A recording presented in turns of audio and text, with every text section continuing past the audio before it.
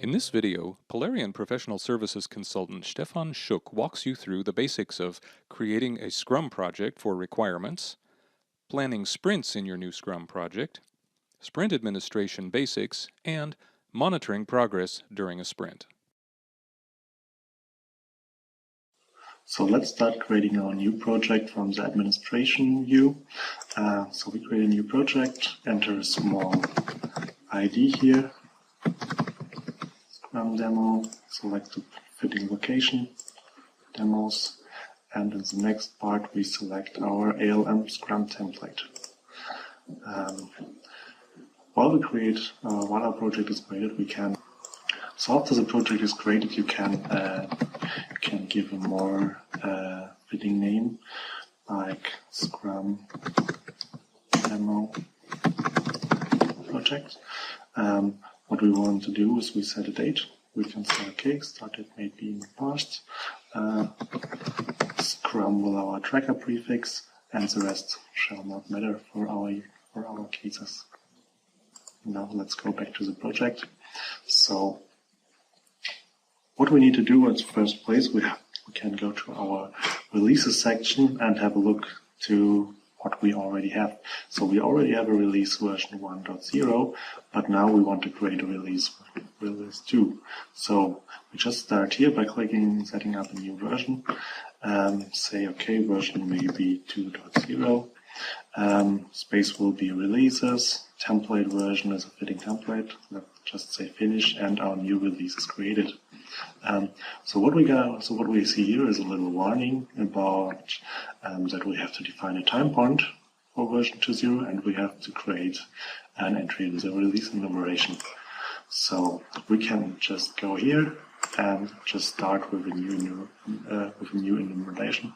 Say version 2.0. Better name for this one would be version 2.0 with a little better formatting. So this can be saved. And now we can switch to our time points. So at first we will create a new time point for our release.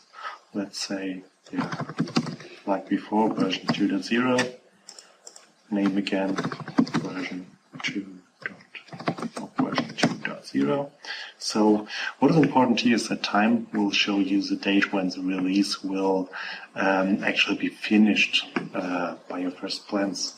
So we have to choose a date in the future. Let's say we give it a little time, so it will be finished on February the 1st. So now we have to plan the earliest planned start. So for demo reason, just imagine we already started on Monday, December the 3rd, so the first working day in December. So we just have to create this version 1, version 2. After we refresh, we see it in the list. So now, after planning our release version 2.0, we can reuse the already existing time points for sprints 1 and 2, which were part of the template we used for creating the project. So if we go to sprint 1, we can set up the dates, the time, which will be the estimated, or like in the release, the estimated end of the sprint, and the earliest planned start, which is the estimated earliest start of the sprint.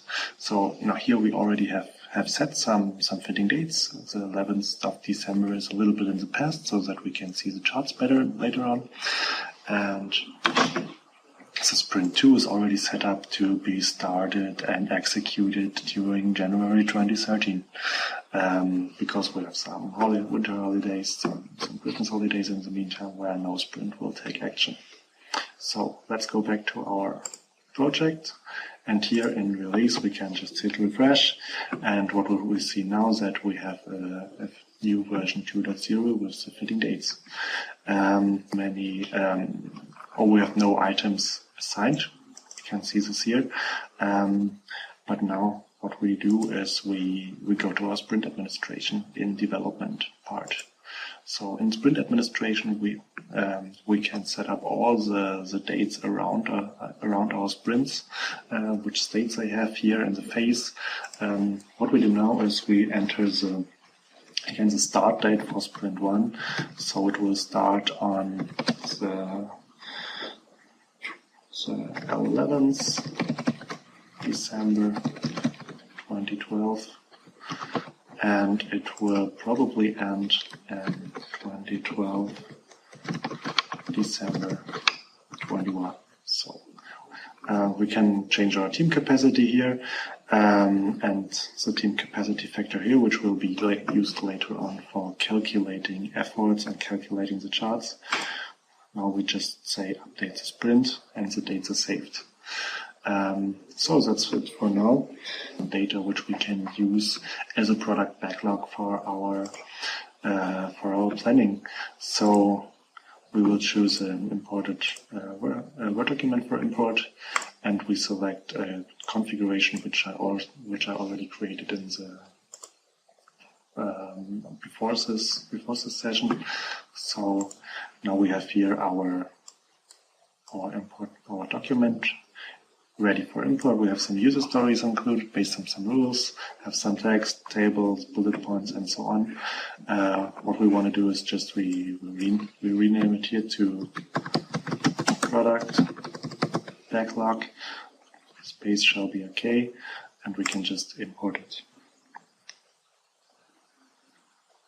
So what we can do now is we can just continue to plan some of the imported user stories to our release 2.0, so that we can have some data to import. So when we switch to the street view here, we can easily say, okay, let's say filter the informations to user stories only, and maybe we can go to table view here that only user stories are displayed. So now we can just select all here. 24 work items, use bulk edit. You can say, okay, our target release is version 2.0. It's selected down in the list here. So status will be approved. And we have a severity, let's say.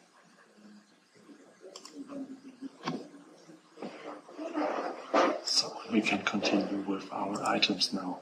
So what we can do now is we can select just parts of these items, just say, okay, we want now 4 items in this stack of imported user stories to be implemented during our sprint. So to plan a sprint, we also have to switch the status here from reviewed. So we have to approve and accept the new user stories.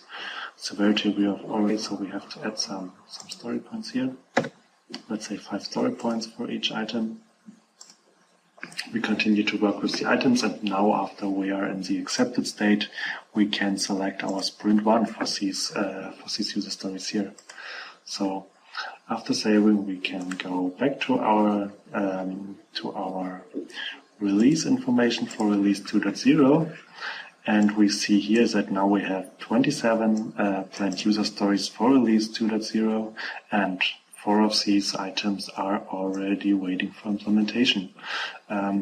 We have here a list of our user stories, which we can also use as a backlog to set them up. If we go to development and our sprint board, we see that we are now in sprint 1, and here we also have our items which are already planned. Here are the 4 items which we just imported, and here's some sample data which was already in the template.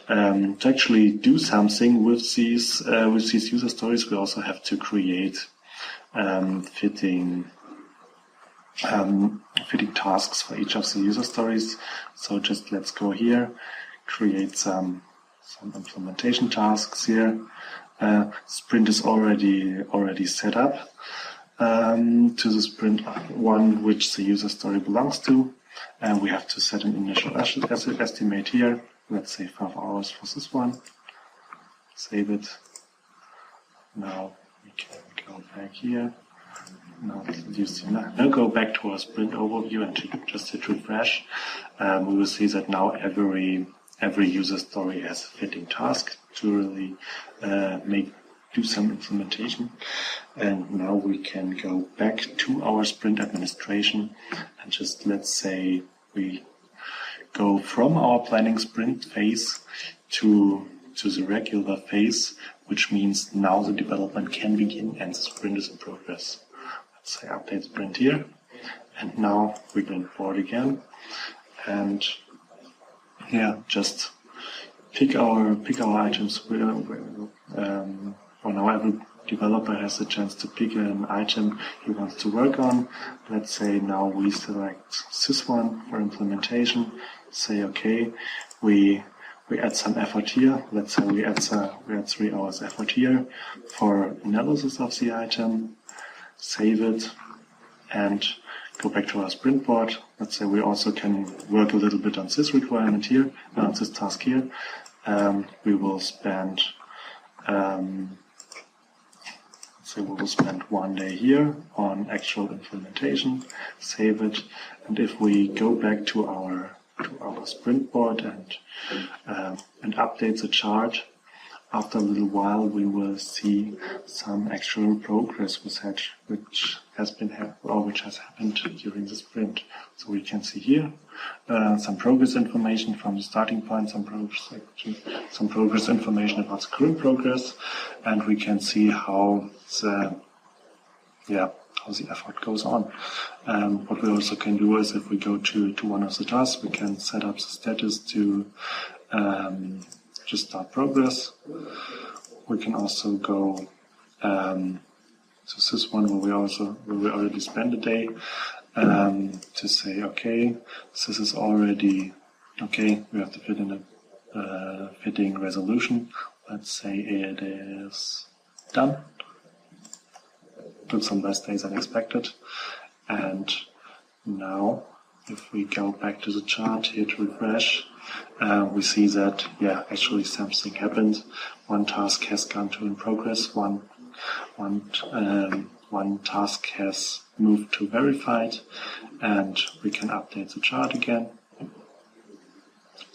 So now we see that the effort tracked for our tasks and the status, together with the status transitions we did by moving the task to in progress and to verified, we saw that the overall left effort has been reduced during time.